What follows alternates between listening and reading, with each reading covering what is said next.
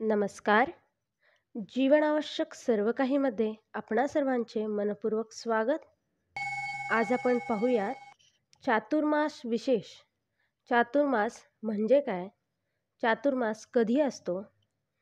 या चातुर्मासाचा काळ कोणता?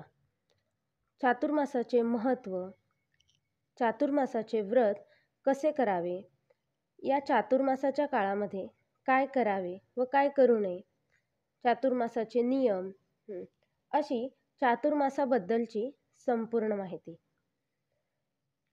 हिंदू धर्मशास्त्रानुसार आषाढ महिन्यातील एकादशीपासून ते कार्तिक शुद्ध एकादशी या 4 महिन्याच्या कालावधीला चातुर्मास असे म्हणतात.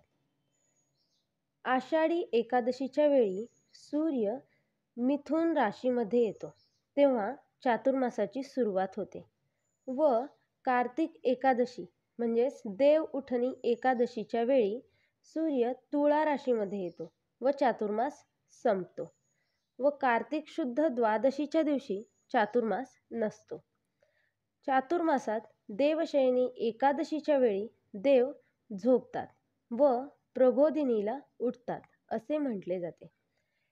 हिंदू मराठी महिन्यानुसार आषाढ महिन्यामधील 20 दिवस, त्यानंतर लागतो श्रावण महिन्यात संपूर्ण, त्यानंतर भाद्रपद महिना, गणपती बसतात तो महिना संपूर्ण, त्याच्यानंतर अश्विन महिना ज्यावेळेस नवरात्र बसतं तो महिना संपूर्ण, आणि त्यानंतर कार्तिक महिन्यातील पहिले 11 दिवस. असा 4 महिन्यांचा काळ हा चातुर्मासाचा असतो. परंतु जैन धर्मामध्ये आषाढ शुक्ल चतुर्दशी ते कार्तिक पौर्णिमा या कालावधीला चातुर्मास असे म्हटले जाते. आपल्याकडे आषाढी एकादशीला चातुर्मास सुरू होतो आणि कार्तिक एकादशीला चातुर्मास संपतो. चातुर्मास म्हणजे 4 महिन्यांचा काळ. या काळामध्ये पावसाळा असतो. या पावसाळ्यामध्ये सहसा आपण बाहेरगावी जाणे असे सहसा ठरत नाही. मग या काळामध्ये वातावरण पावसाचे असल्यामुळे व्यक्ती घरातच थांबतात. तसेच या काळात शेतातीलही कामे जास्त नसतात. या काळात कोणतीही चांगली गोष्ट, चांगले कर्म, चांगले संकल्प करायचे ठरवले असता शक्यतो अडथळे येत नाहीत. मग या काळामध्ये चांगले संकल्प, चांगली व्रत केले जातात. मग हे जे व्रत केले जातात ते आपण पाहूयात. जे चातुर्मासामध्ये या 4 महिन्यामध्ये जे व्रत केले जातात ते आपण पाहूयात.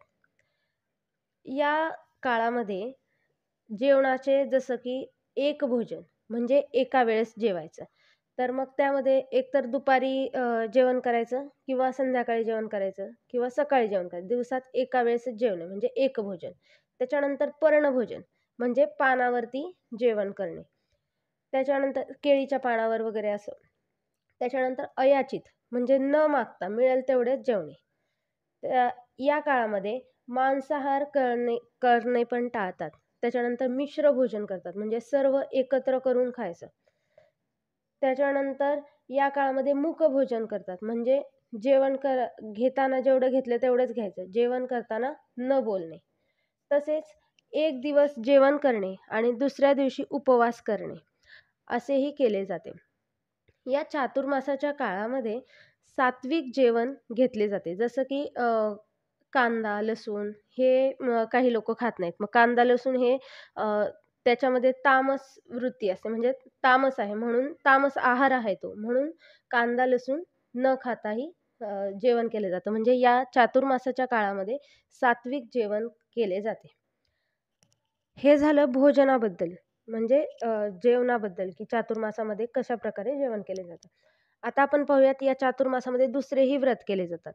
जसं की गोपद्म व्रत केले जातं, जे गणपतीचं व्रत असतं.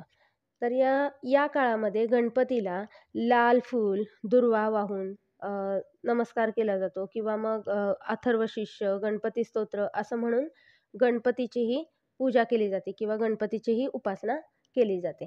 यानंतर या काळामध्ये देवीलाही म्हणजे कुंकुमार्चन केलं जातं. म्हणजे हळदी कुंकू वाहून कुंकुमार्चन करतात आणि या काळामध्ये देवीचं ते या देवी सर्वभूतेशी स्तोत्र किंवा श्रीसूक्तम म्हटलं जातं, त्याचंही असं करून देवीचीही पूजा केली जाते.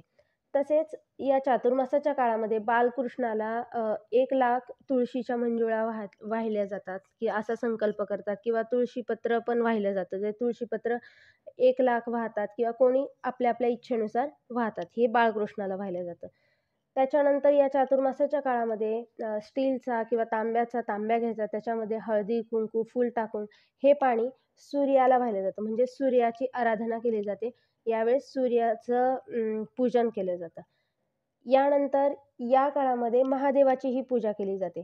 जसं की या शिवलिंगालाही आपण म्हणजे त्याची पूजा करतो, भस्म लावतो, बेलपत्र वाहिले जातात.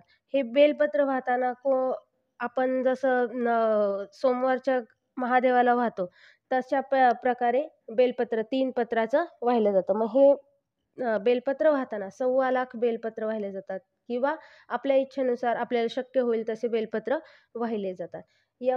मग हे जर बेलपत्र आपण मंदिरात जाऊन वाहू शकतो किंवा घरी पण वाहू शकतो. यानंतर या काळात महादेवाची भक्ती करताना महादेवाला फुलं वाहिली जातात. पांढरी फुलं महादेवाला वाहिली जातात. मग धोत्र्याचं फुल वाहिलं जातं. मग ती फुलं पण आपण आपल्या मनाने वाहू शकतो. 1,00,000 वाहू शकतो. किती जेवढे जमतील तेवढे या काळामध्ये वाहिले जातात. त्याला लाखोळी व्रतही म्हणतात. तसेच या चातुर्मासाच्या काळामध्ये अन्नदान म्हणून सवाष्ण बायकांचं ओटी भरली जाते किंवा कोणाला अन्नदान केलं जातं, जसं त्यांना जेवण देणं. तसेच या चातुर्मासाच्या काळामध्ये वाचन केले जाते, जसं की ग्रंथ वाचन, गुरुचरित्राचे पारायण, नवनाथाचे पारायण केले जाते. या काळामध्ये दुर्गा सप्तशती पारायण केलं जातं, शिवसूक्त, श्रीसूक्तम पारायण केलं जातं, शिवलीला अमृताचं पारायण केलं जातं, महादेवाची भक्ती केली जाते. यानंतर या काळामध्ये विष्णू सहस्त्रनामाचंही पूजन केलं जातं. म्हणजे तेही ग्रंथ वाचले जातात. कोणत्याही ग्रंथाचं पारायण या काळामध्ये केलं जातं, असे संकल्प केले जातात. या चातुर्मासाच्या 4 महिन्याच्या कालावधीमध्ये कोणतेही एक व्रत करावे.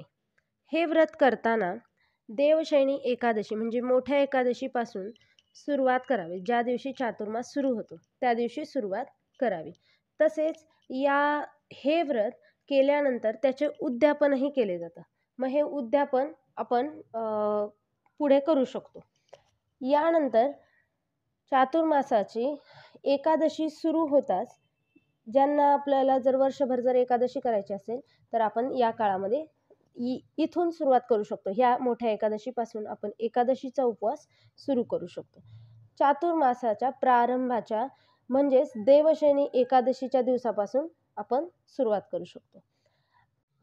यावर्षी चातुर्मासाची सुरुवात 6 जुलै 2025 या दिवशी होतीये आणि चातुर्मास समाप्ती म्हणजेच कार्तिकी एकादशी 2 नोव्हेंबर या दिवशी चातुर्मास संपेल.